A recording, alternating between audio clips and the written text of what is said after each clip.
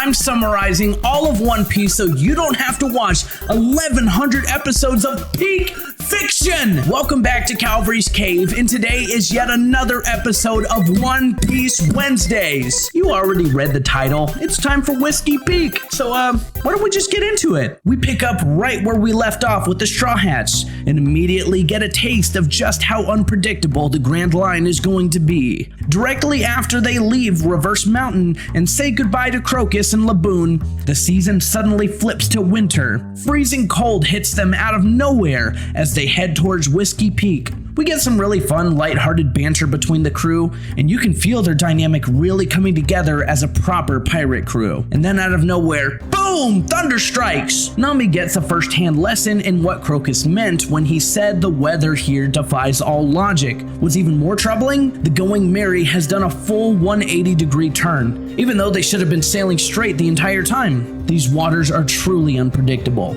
As the crew scrambles to save the ship from the sudden winter storm, things go calm just as fast as they got chaotic. Zoro, who slept through the madness, finally wakes up and starts interrogating Mr. Nine and Miss Wednesday a little more closely. Something about them feels familiar to him, but he just can't quite put his finger on it. Nami has to admit something tough to the crew. On the Grand Line, her navigation skills are basically useless. But it doesn't matter right now, because they finally arrived at an island. A bizarre island covered in giant cactuses, better known as Whiskey Peak. Mr. Nine and Miss Wednesday waste no time jumping ship because this is actually their destination. We'll definitely be seeing them again soon. But before the Straw Hats can leave, they have to follow Crocus's advice. They need to let the log post record the island's magnetic field before they can sail to the next one. And, as Crocus warned, every island is different. Some might take hours, others could take days. Usopp is terrified as usual. He's already imagining they'll be stuck here for days fighting monsters, but the rest of the crew isn't worried. They decide to sail the Merry up the river towards the center of the island. As they approach, they see a small town where the villagers are thrilled to see pirates. Everyone's waving, cheering, treating them like heroes, and that's when we meet the mayor of Whiskey Peak, Eiichiro. He explains that Whiskey Peak is a bustling town famous for ale, brewing, and music. They pride themselves on their hospitality, and all the villagers are dying to hear the Straw Hats' tales of adventures. Nami tries to ask how long it'll take the log post to finish recording, but the mayor basically shrugs it off.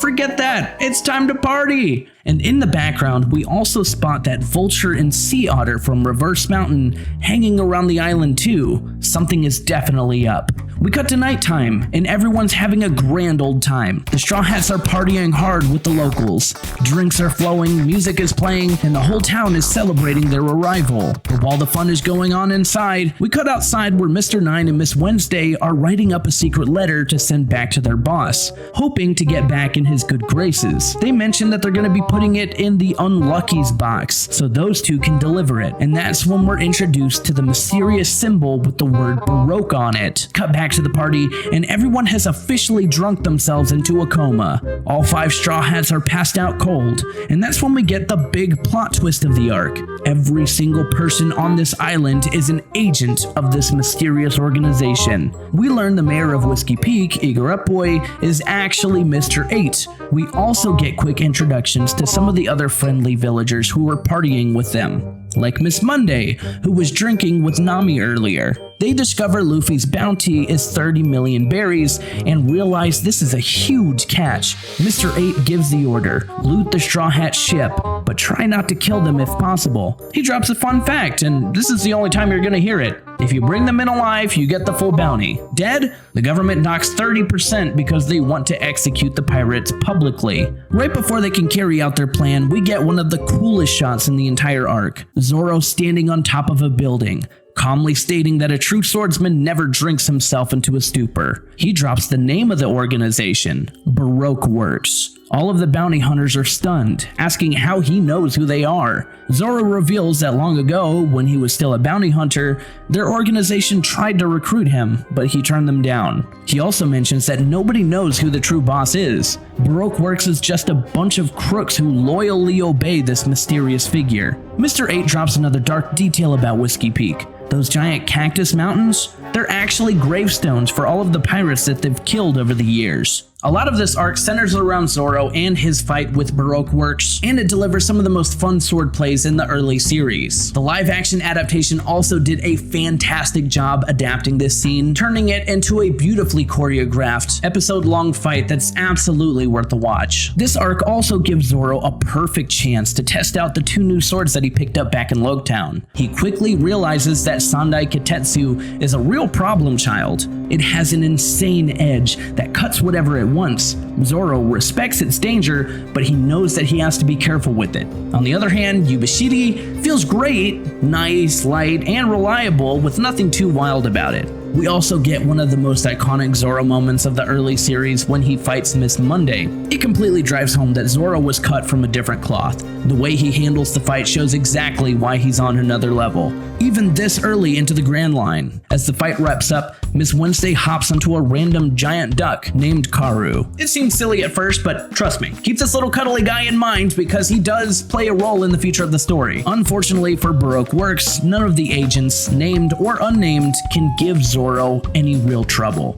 He makes quick work of all of them. Miss Wednesday even tries using Luffy as bait to stop Zoro, but that doesn't work either. The raid on Whiskey Peak ends in total failure for them. Some random agents try to flee, but they run straight into the Unluckies, the Sea Otter and Vulture that we saw earlier. Before they can act, 2 new figures step in, Mr. 5 and Miss Valentine. This is where the arc takes a sharp turn. Eiichiro Boy gets up, thinking to himself that he has a special duty to fulfill, but he's cut off when Mr. 5 and Miss Valentine approach. They're here on official business from the boss. Miss Wednesday tries ordering them to take out Zoro, but it's clear that these 2 don't answer to her. The boss sent them, because the organization's biggest rule, mystery, has been broken. No one is supposed to know anyone's identity, especially not the boss. During their investigation, they discovered that a certain monarchy has infiltrated Baroque Works. Eiichiro realizes that his cover is blown. Mr. 5 continues, the spy is someone who went missing from the kingdom of Alabasta. Before he can say more, Eiichiro Boy stands up and tries to fight them. In his mind,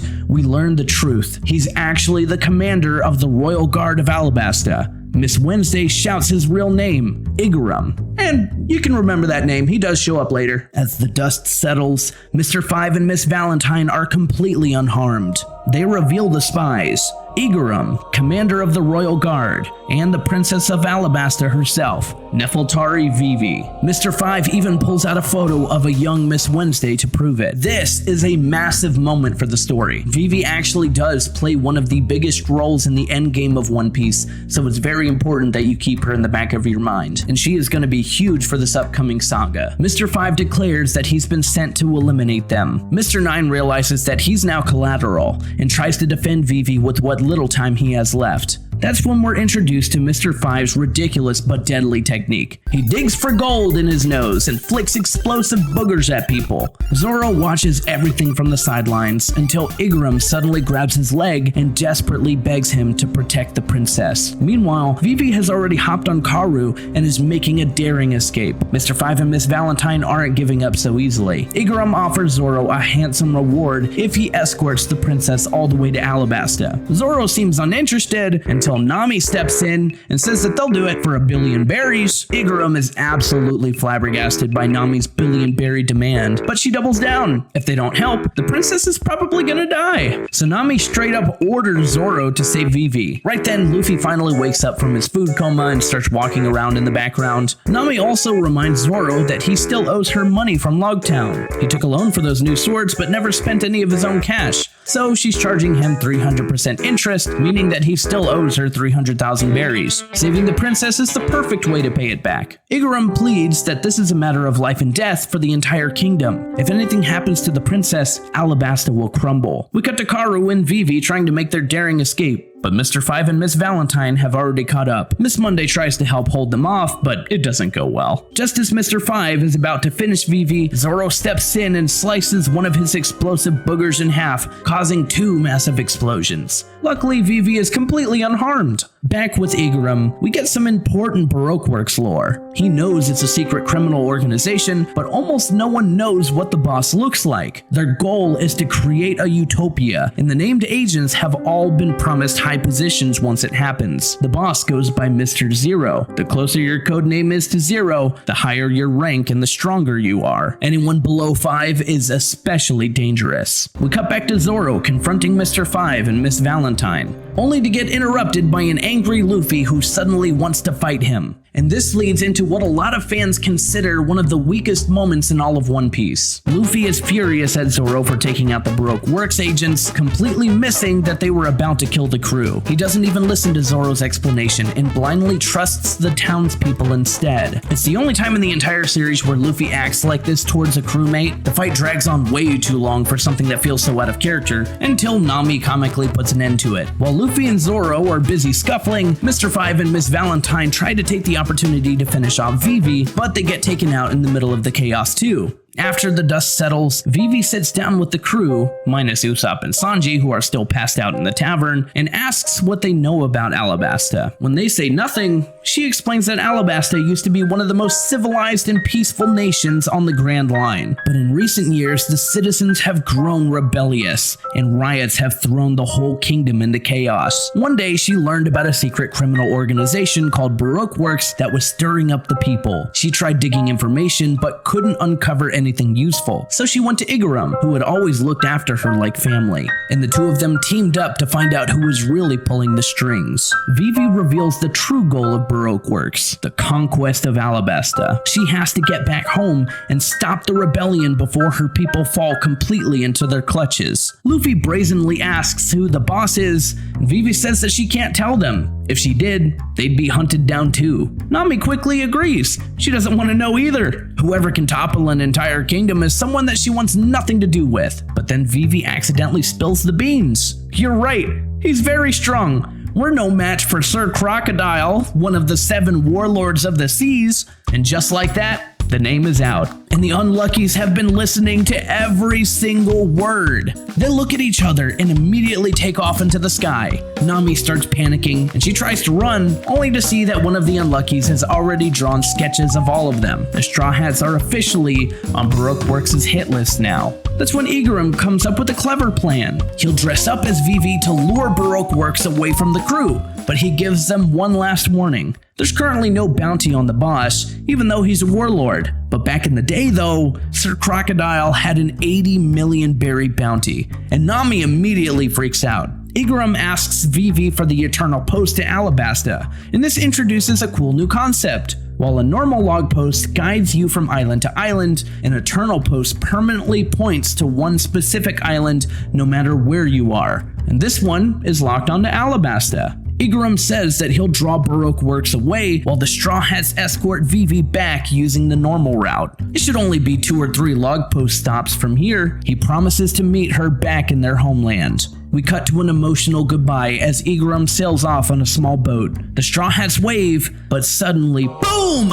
Jump scare! A massive explosion destroys the boat. Everyone is stunned. Baroque Works got him already. The crew now understands how deadly serious this is. They immediately run to grab the still passed out Usopp and Sanji. It's time to get off of this island. Now! The Straw Hats quickly round up the rest of the crew and rush back to the Going Merry. As they're sailing away, Luffy is curious about how many agents they're going to be sending after them, and Vivi drops the number. There's around 2,000 members in Baroque Works. It's entirely possible that they would send that many just to keep the boss's identity a secret. We cut to the wreckage of Igaram's boat, where a mysterious woman in a cowboy hat realizes that it was a decoy. Back on the Merry, Sanji and Usopp finally wake up, confused that they've already left. They wanted to party some more, but Nami shuts them up real quick. Out of nowhere, that same mysterious woman suddenly appears on their ship, scaring everyone. She casually mentions that she ran into Vivi's friend, Mr. 8.